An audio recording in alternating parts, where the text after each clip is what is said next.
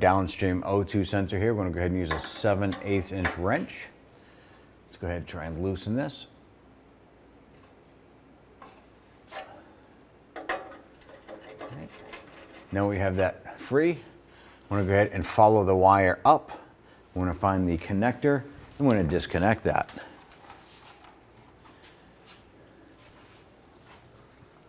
There's a little tab on the top here. I'm going to press down, pop that harness right out.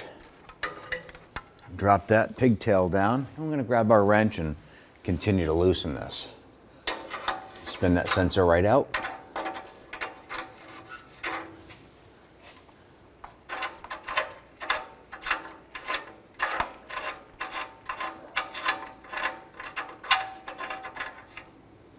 Take your sensor and go ahead and start threading that in. As you're twisting your sensor into the exhaust, you want to go ahead and spin the wire harness with it. That way there, that'll prevent wires from binding up and breaking internally.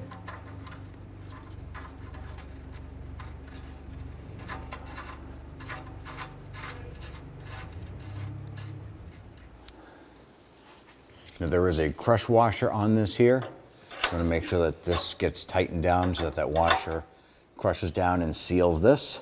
You'll actually feel it crush down a little bit, and then you'll feel these sensors snug down into the pipe.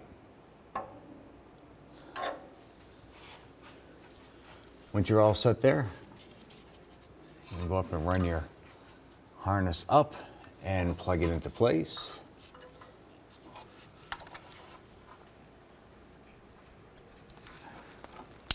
Make sure you can hear that audible click. At this point here, you're probably going to want to go ahead and use some wire ties and anchor this up and away from the exhaust and away from your drive shaft.